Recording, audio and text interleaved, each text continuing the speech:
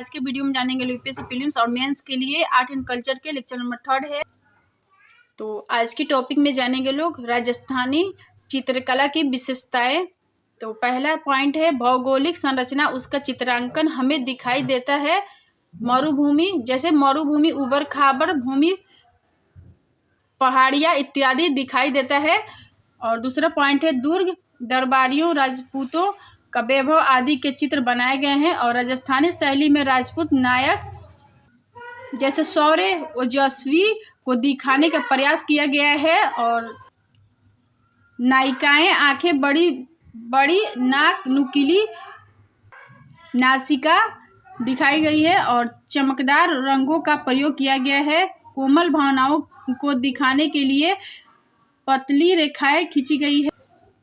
और राजस्थानी शैली के चित्रों को 4 भागों में बांटा गया है। पहला है मेवाड़ शैली, दूसरा है मारवाड़ शैली, तीसरा है हरौटी शैली और चौथा है अजमेर शैली या दुधार शैली।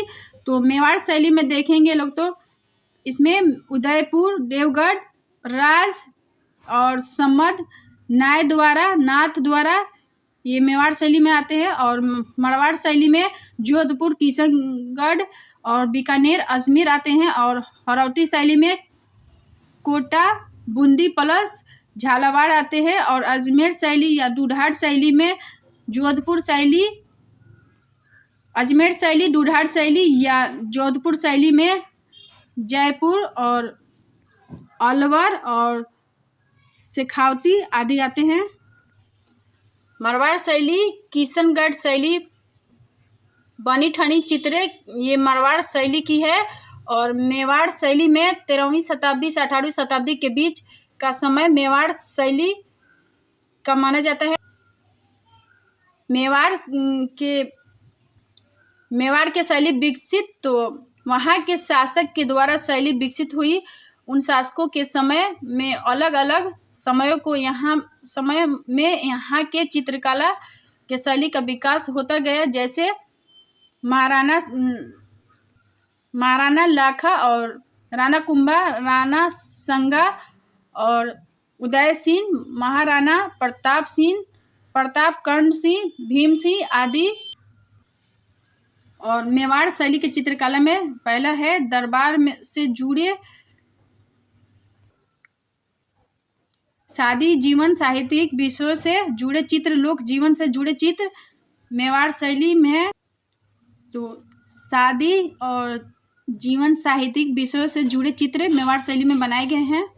दूसरा है मेवाड़ चित्रकला के पृष्ठभूमि, तो नीले हरे रंग का प्रयोग किया गया है। ये रंग गहरे और चमकीले हैं, कहीं कहीं स्वर्ण गोल्डन कलर का प्रयोग किया गया है।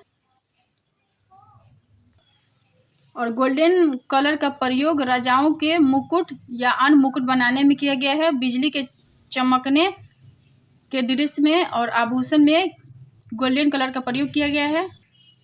मेवाड़ शैली के विकसित होने के बाद यहाँ के प्रमुख चित्रों के नाम, तो दरबार से जुड़े शाही जीवन, साहित्यिक विषयों से जुड़े चित्र, लोक जीवन से जुड़े चित्र यहाँ पे हैं। और नीले या लाल हरे रंग का प्रयोग किया गया है, कहीं कहीं स्वर्ण गोल्डन कलर का प्रयोग किया गया है। और प्रकृति के चित्रण पर बल दिया गया है, जैसे पेड़ पौधों का चित्र, फूलों के चित्र, पक्षियों के चित्र आदि। और पुरुषों और स्त्री के चित्र है, उनकी वेशभूषा राजस्थानी है, जैसे राजस्थानी पोशाक। और भौगोलिक स्थितियों का चित्रण किया गया है, जैसे पर्वत, रेगिस्तान, उबड़ खाबड़ भूमि के चित्र भी चित्रण किया गया है। और भाव अलंकार प्लस रस का समुचित प्रयोग किया गया है। और मारवाड़ शैली 12वीं से 19वीं शताब्दी के बीच इस शैली के चित्र बने हैं। और मारवाड़ क्षेत्र के शासक तो राजा मालदेव, सूरज सिंह और जसवंत सिंह आदि, तो ये मारवाड़ क्षेत्र के शासक के नाम हैं। मारवाड़ शैली के विशेषताएं, तो दरबार, साहित्यिक कलाएं, आम जनजीवन के विषयों पर चित्रांकन किया गया है।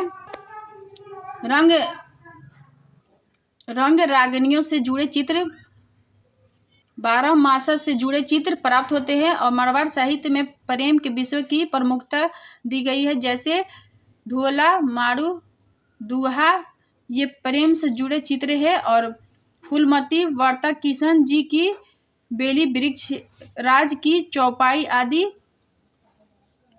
महिलाओं के चित्र में अंग प्रत्यंग को बनाने में विशेष ध्यान दिया गया है और महिलाओं को आभूषण के साथ दिखाया गया है। पुरुषों के चित्रों को भव्य बनाया गया है, बड़ी बड़ी आंखें, मूछों के साथ दिखाया गया है और पगड़ियों को दिखाया गया है। इन चित्रों को बनाने के लिए काले, पीले तथा चटकदार रंगों का प्रयोग किया गया है। मारवाड़ शैली रेगिस्तानी क्षेत्र में फैली है। प्राकृतिक दृश्यों का भी चित्रांकन प्राप्त होता है, टीले, झाड़ियों, वनस्पतियों, वन जीव आदि। किशनगढ़ शैली बनी ठनी का चित्र वो अपने सौंदर्य पक्ष के लिए प्रसिद्ध है। बनी ठनी का चित्र सावंत सिंह के द्वारा विकसित है और इनका आम उपनाम सावंत सिंह नागरीश दास है। और बनी ठनी का चित्र निहांचल ने बनाया था, जो उस समय का बड़ा चित्रकार था। और कल्पना या प्रेम से जुड़ी नायिका का चित्र है बनी ठनी। और बनी ठनी का चित्र में आधार तो राजा का आधार लिया गया है और इसमें नायिका के सभी गुणों को इसमें दर्शाने का प्रयास किया गया है। कमल नयन और छड़हड़ी काया श्रृंगार पक्ष पर भी ध्यान दिया गया है, जैसे श्रृंगार पक्ष अलंकरण और आभूषण में सादगी रखने की कोशिश की गई है और राजस्थानी परिधान जैसे ओढ़नी और चोली आदि का प्रयोग किया गया है और संपूर्ण नारी सौंदर्य उसे प्रदर्शित किया गया जाए। यहाँ पर अलौकिक प्रेम, अलौकिक सौंदर्य प्लस दिव्य प्रेम को दिखाने का प्रयास किया गया है, इसीलिए इसको लियोनार्डो विंची और मोनालिसा के समान इसे विश्व के सर्वोत्कृष्ट चित्रों में स्थान दिया जाता है। और हरौटी शैली में देखेंगे तो 13वीं से 19वीं शताब्दी के मध्य इसे रखा जाता है। हरौती शैली के कुछ शासक तो माधव सिंह और उम्मेद सिंह और सुरजन झाड़ा, राणा चूड़ा आदि, तो ये हरौटी शैली के कुछ शासक के नाम है। और दुर्गम वन प्राकृतिक घटनाएं, वन जीव के सहज चित्र बने हुए हैं। वन जीव में शेर, चीता, हाथी आदि के चित्र बनाए गए हैं और शिकार से जुड़े चित्र तो जानवरों की लड़ाई से संबंधित चित्र बनाए गए हैं हरौती शैली में। और शासकों के भी चित्र बने हैं, अलग अलग प्रकार के खेल और मनोरंजन करते हुए दिखाया गया है। युद्ध के मैदानों का चित्रण इस शैली की प्रमुख विशेषता है और रंगों के संयोजन पर विशेष ध्यान दिया गया है। गहरे और चमकीले हरा, नीले और पीले रंग का प्रयोग किया गया है।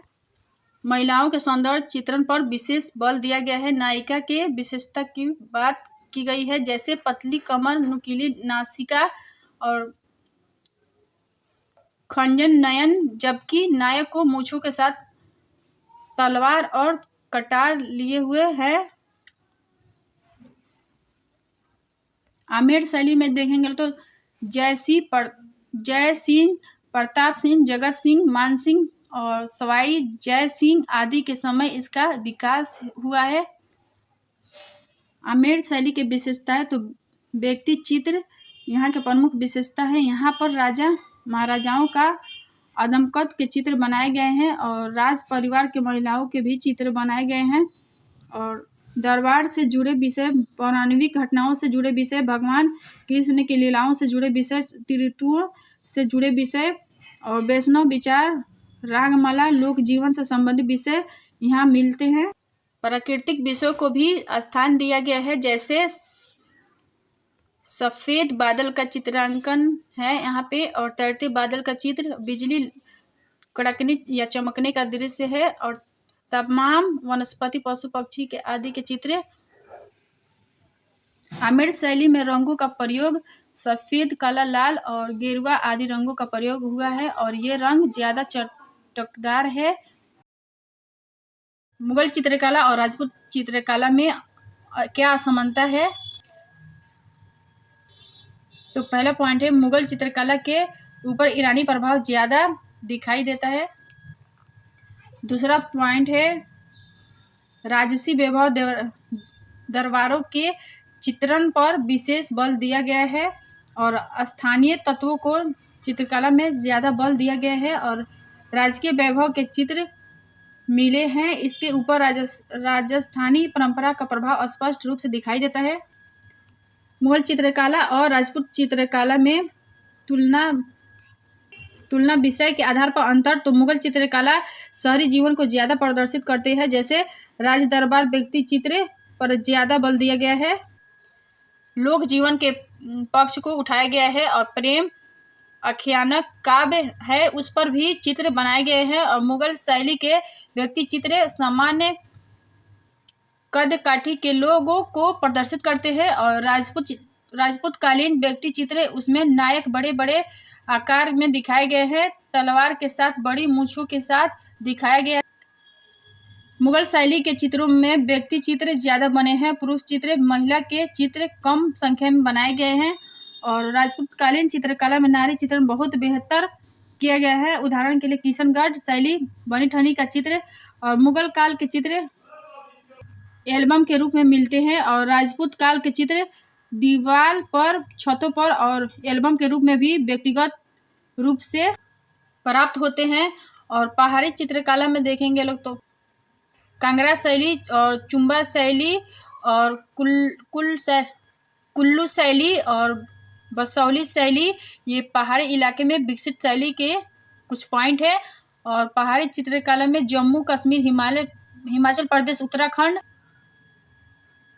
और ये पहाड़ी इलाके में विकसित चित्रकला है। और 17वीं से 19वीं शताब्दी के मध्य इस शैली का विकास हुआ था और यहाँ पर दरबारी जीवन से, लोक जीवन से और सांस्कृतिक परंपरा से जुड़े चित्र पहाड़ी चित्रकला में दिखाई देते हैं। पहाड़ी चित्रकला की विशेषताएं तो चित्रण किया गया है उसमें दीवार, पौराणिक कथानक, साहित्य कथानक के चित्र बनाए गए हैं और राजपूतकालीन चित्र में चित्र के समान दिखाई देता है, लेकिन इनके शैली में मौलिकता दिखाई देती है। प्राकृतिक दृश्य छटाओं जैसे पहाड़ियाँ, ऊंची नीची घाटियाँ, वनस्पतियाँ आदि का चित्रण प्रमुख रूप से किया गया है और रंगों का संयोजन पहाड़ी चित्रकला में काफ़ी बेहतर दिखाई देता है। लाल, पीला, हरा, जामुनी प्राकृतिक तरीकों का प्रयोग ज़्यादातर किया गया है। यहाँ पर रंग चमकदार नहीं है जैसे राजस्थानी चित्रों में है और चित्रों को बनाने में सूक्ष्म रेखांकन किया गया है, फिर उसमें रंगों को बनाने का कार्य किया गया है। और पहाड़ी चित्रकला की शैली तो गुलेड शैली, कांगड़ा शैली, बसौली शैली, कश्मीर शैली और गढ़वाल शैली, चंबा शैली, ये पहाड़ी चित्रकला की शैलियों के नाम हैं। गुलेड शैली, पहला पॉइंट है गुलेड शैली। तो गुलेड शैली के मुख्य विषय प्रेम पर आधारित है। यहाँ राधा कृष्ण के प्रेम दिखाई देगा। और गुलेड शैली के विषय कौन कौन से हैं तो रामायण, महाभारत और राज दरबार, महिलाओं के चित्र, व्यक्ति चित्र भी बने हुए दिखाई देते हैं। और यहाँ पर राजपूत शैली का प्रभाव स्पष्ट रूप से दिखाई देगा। प्रेम के आधार पर प्रेम के ऊपर ज़्यादा चित्रांकन किया गया है और रेखाओं में प्रवाह बेहतर है। रंगों के चुनाव किया गया है, उसमें प्राकृतिक रंगों का प्रयोग ज़्यादा किया गया है। दूसरा है कांगड़ा शैली। तो गुलेड शैली का विकसित रूप है और यहाँ के चित्र जो बने हैं उनका मुख्य विषय प्रेम से जुड़ा है। नायिका को चित्रण या सौंदर्य को बारीकी से दर्शाया गया है।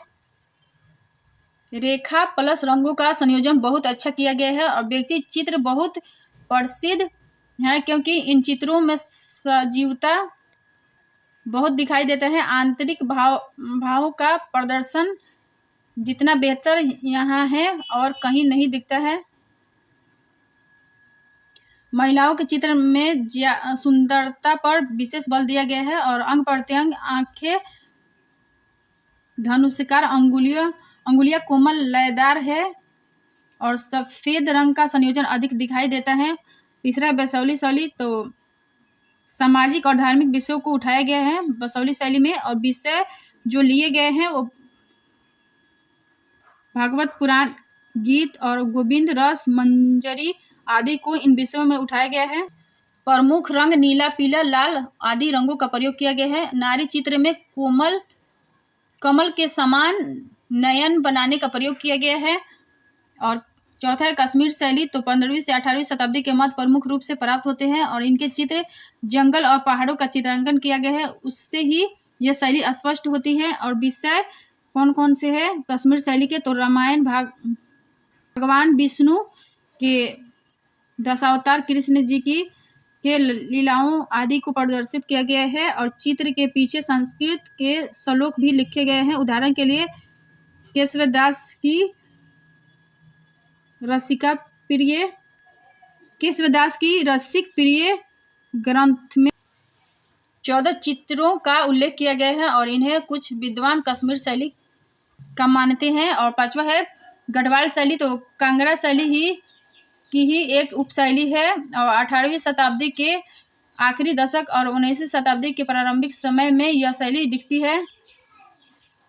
गढ़वाल शैली के विषय तो नायिका, भेद, धार्मिक चित्र, व्यक्ति चित्र, पशु पक्षी के चित्र यहाँ दिखाई देते हैं और पेड़ पौधों के चित्रण में कलात्मकता दिखाई देती है। और गढ़वाल शैली में महिलाओं के चित्र है, सभी पहाड़ी शैलियों से सुंदर है और नदी, पहाड़, वृक्षों के प्राकृतिक का भव्य चित्रण किया गया है। चित्रों में लयात्मक गतिशीलता दिखाई देगी।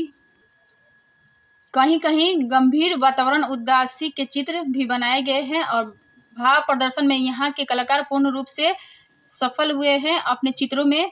और चंबा शैली में दीवालों पर चित्र बनाए गए हैं। यहाँ के शासक उम्मेद सिंह, उसने एक रंग महल बनवाया था और वह बहुत सारे चित्र बनवाए गए। इस शैली को चंबा शैली के नाम से जाना जाता है। और चित्रों के विषय चंबा शैली के तो रामायण, महाभारत, पुराण के विषय, दुर्गा सप्तशती के विषय, शिव पार्वती और नायिका भेद से जुड़े चित्र दिखाई देते हैं। आधुनिक भारतीय चित्रकला में तो पहला है कंपनी शैली या पटना शैली, दूसरा है बंगाल शैली, पुनर्जागरण शैली के नाम से भी जाना जाता है, और स्वतंत्र शैली या प्रगतिशील समूह की शैली। तो कंपनी शैली या पटना शैली में देखेंगे तो ईस्ट इंडिया कंपनी के प्रभाव वाले क्षेत्रों में इसका विकास हुआ, जैसे कलकत्ता, पटना, मुंबई, मद्रास आदि। यहाँ पर जो चित्र बनाए गए हैं जो वो भारतीय विषयों को यूरोपीय ढंग से चित्रित किया गया है और भौतिक जीवन के अलग अलग पक्षों को प्रदर्शित किया गया है। इसके अंतर्गत लोक जीवन, धार्मिक विषय के चित्र बनाए गए हैं। आश्रयदाताओं के चित्र आदि कुछ ऐसे चित्र हैं जिसमें अंग्रेजों को प्रभावशाली दिखाए गए हैं। यहाँ के चित्रों में रेखा एवं छाया क्षेत्रों का विशेष स्थान है। आंचल पेंटिंग का प्रयोग किया गया है और सूरजमुखी प्लस अलसी प्लस अखरोट के तेल में रंग मिलाए गए हैं। ऑयल पेंटिंग का प्रयोग किया गया है और सूरजमुखी प्लस अलसी प्लस अखरोट के तेल में रंग मिलाए गए हैं। वाटर कलर का भी प्रयोग किया गया है। बंगाल शैली या पुनर्जागरण शैली तो 19वीं शताब्दी में पश्चिमी शिक्षा का प्रसार हुआ। यूरोपीय कला है उसका भी भारत में विकास हुआ, लेकिन कला के कई केंद्र स्थापित किए गए, जैसे यूरोप की चित्रकला को बेहतर बताया जा सके और विक्टोरिया से जुड़े चित्रों को सर्वोत्कृष्ट बताया जाता था और भारतीय चित्रों की आलोचना की जाती थी। और बंगाल शैली में देखेंगे तो इसके प्रतिक्रिया स्वरूप कई भारतीय कलाकारों के द्वारा कला स्कूलों की स्थापना की गई और रविंद्रनाथ टैगोर और हवेल आनंद कुमार, स्वामी नंदलाल घोष आदि ये सारे लोग बंगाल शैली से जुड़े हुए थे। और बंगाल शैली के विषय तो अजंता की चित्रकला, राजपूत कालीन चित्रकला और मुगल चित्रकला की समृद्ध परंपराओं को इन्होंने स्पष्ट किया है। बंगाल शैली की विशेषताएं तो प्राचीन भारत में गौरव से जुड़े चित्र बनाए गए हैं। धार्मिक विषय, ऐतिहासिक विषय, आम जनजीवन से जुड़े विषय, रेखांकन को महत्व प्रदान किया गया है। रेखाओं के द्वारा गति, लय एवं प्रकृति के चित्र हैं उन्हें बनवाया गया है और वश प्रतीक का प्रयोग किया जाता था और चित्र बनाने के बाद रंग भर दिया जाता था, तो उससे बार बार पानी में डुबाकर बाहर निकालते थे। टेम्परा तकनीक का भी प्रयोग किया गया। नंदलाल बोस और मजुमदार जैसे चित्रकार इस तकनीक का प्रयोग करता था। चटकीले रंगों से रेखाएं भरी जाती थी और छाया को दिखाने के लिए इसका प्रयोग किया जाता था। छाया प्रभाव को दिखाने के लिए टेम्परा तकनीक का प्रयोग किया जाता था। यूरोपीय चित्रकला को मंडित किया गया था, उसे तोड़ने का प्रयास किया गया था। जापान, चीन आदि एशियाई देशों के चित्रकला की विशेषताओं की भी स्थान दिया गया। और प्रगतिशील शैली या स्वतंत्र शैली, तो 1945 से भारत जब आज़ादी की तरफ बढ़ा तो जो कलाकारों का उभार हुआ उसे ही हम एक स्वतंत्र शैली के रूप में जानते हैं। तैयब मेहता और मकबूल, फिदा हुसैन और रज़्ज़ा खां आदि इस काल के प्रगतिशील चित्रकार थे। इन्होंने कहा रचनात्मक तथा नए विचारों से संबंधित चित्र बनाएंगे। समसामयिक विषयों पर इनके द्वारा चित्र बनाया गया और सामाजिक समस्याओं, मजदूरों, किसानों से गरीबी से जुड़े चित्र बनाए गए। और लोक कला में देखेंगे तो आम लोगों की कला को लोक कला कहते हैं। लोक कला चित्रकला के मानक और नियम से विकसित नहीं हुई है और दैनिक जीवन से जुड़े चित्र, समारोह, विवाह के समय दीवारों पर चित्रांकन होता है। फर्श को सजाने की परंपरा स्त्रियों के हाथ में गोदना कला। लोक कला में मुख्यतः दो कला महत्वपूर्ण है। पहला है मधुबनी कला, दूसरा है मंजूषा कला। मधुबनी कला में देखेंगे तो बिहार के मिथिला प्रदेश में प्रचलित है। इस कला से महिलाओं के जुड़ाव है। इस कला के विकास पूर्वांचल और बंगाल में भी इसका प्रभाव दिखाई देता है। और इस कला के प्रमुख विशेषता, तो इसमें आम जनता के अंकन किया गया है, जैसे झोपड़ी के चित्र, और झोपड़ी के दीवार पर कई प्रकार के चित्र बनाने की परंपरा रही है। और इस चित्र को बनाने के लिए गोबर प्लस मिट्टी का लेप किया जाता था। वर्तमान में कपड़े और कैनवास पर भी चित्र बनाए जाते थे। और विवाह से संबंधित तथा धार्मिक विषयों से, जैसे दुर्गा, काली, भगवान विष्णु अवतार, भगवान शिव, पार्वती के भी चित्र हैं। जैसे जानवर,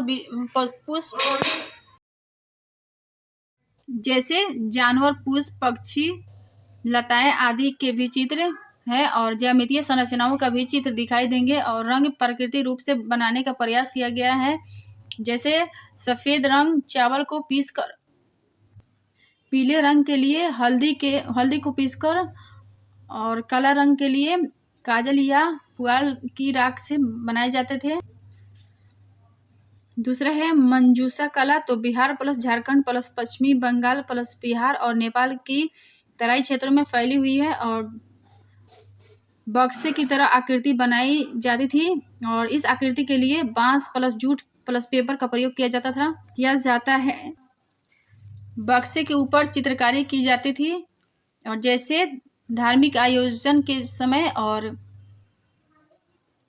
सर्प पूजा के चित्र और प्राचीन काल से चित्र बनाए जाते थे। जैसे धार्मिक परंपरा के चित्र बहुत प्राचीन परंपरा के अपने संस्कृति के माध्यम से आगे लेकर बढ़ रहे हैं। और हिंदू देवी देवताओं, भगवान शिव के परिवार के सदस्य चित्रे और चटकदार रंगों का प्रयोग किया गया है। जैसे लाल, हरा, पीला आदि रंगों का प्रयोग किया गया है। तो कला को दो भागों में बांट कर देखेंगे लोग। पहला है ललित कलाएं, दूसरा है उपयोगी कला। तो ललित कलाएं दो कला आते हैं। पहला है दृश्य कला, दूसरा है प्रदर्शनकारी कलाएं। तो दृश्य कला में चित्रकला, स्थापत्य कला और मूर्ति कला आते हैं। और प्रदर्शनकारी कलाएं में संगीत, नृत्य कला और नाटक, काव्य कला आदि आते हैं। ये दोनों अंतर संबंधित हैं। और उपयोगी कला में हस्तशिल्प, आभूषण, काष्ठ कला आते हैं। स्थापत्य कला में प्राचीन भारत का स्थापत्य और मध्यकालीन भारत का स्थापत्य, आधुनिक भारत का स्थापत्य आते हैं। प्राचीन भारत का स्थापत्य में इसे दो भागों में बांट कर देखेंगे लोग। पहला है स्तूप, दूसरा है गुफा स्थापत्य। स्तूप का अर्थ है ढेर या थोड़ा किसी चीज के ढेर लगा देना। स्तूप किसी ऐसे व्यक्ति से जुड़ा होता है जिसका मृत्यु हो चुकी है और उससे संबंधित अवशेष वस्तुएं हैं, उनसे संबंधित है स्तूप। और गुफा स्थापत्य में मौर्य काल में मोटे तौर पर गुफा स्थापत्य दिखाई देगा, जैसे चैत्य बिहार मंदिर, मठ, तो मंदिर में डर्बी शैली और नागर शैली, वेसर शैली आते हैं। और ये मेंस के लिए बहुत इम्पोर्टेंट है ये फिगर। तो ये सबसे ऊपरी भाग ईंट पत्थर मिट्टी से निर्मित है और ये मेगी प्लस चबूतरा है और ये प्रदक्षिणा पथ है और इसे ना छत्र कहते हैं जो बुद्ध की शिक्षाएं को प्रदर्शित करते हैं। और ये हर्मिका है और ये अंड है और ये पवित्र अवशेष रखने की परंपरा है। स्तूप निर्माण भगवान बुद्ध और जो अन्य बौद्ध धर्म के महान संत महान आचार्य उन आचार्य एवं भगवान बुद्ध को अवशेषों को लेकर या बुद्ध ने अपने जीवन काल जिन वस्तुओं का उपयोग किया था जैसे खप्पड़, छड़ी और खड़ाऊ। स्तूप का अर्थ थुआ या ढेर और ये मृत व्यक्ति से संबंधित है। स्तूप तो भगवान बुद्ध से संबंधित है, अन्य बौद्ध संत उससे संबंधित है और इनसे जुड़े अवशेष या इनके द्वारा प्रयोग की गई वस्तुएं जैसे खप्पड़, खड़ाऊ और स्मारक को स्तूप भी कहते हैं और मेगी चबूतरा कहते हैं। मेगी को चबूतरा भी कहते हैं जिस पर स्तूप का निर्माण किया जाता है। हर्मिका तो हर्मिका को सबसे पवित्र स्थान माना जाता है। हर्मिका बुद्ध के जीवन के संघर्ष को प्रदर्शित करते हैं। और वेदिका रेलिंग है जो मुख्य भूमि को अन्य भूमि से अलग करती है। और वेदिका और स्तूप के बीच प्रदक्षिणा पथ है और वेदिका में चार द्वार या तोरण द्वार दिखाई देते हैं। और स्तूप एवं चैत्य तो खुले स्थान या मैदान में निर्माण किया गया है। कहीं कहीं स्तूप बनाने के लिए पहाड़ियाँ काटी गई हैं, इसको चैत्य कहते हैं। जो गुफाओं को काटकर या खोदकर बनाए गए हैं उसमें अवशेष नहीं रखे गए हैं। तोरण द्वार वेदिका संरचना नहीं दिखाई देती है चैत्य स्तूप में।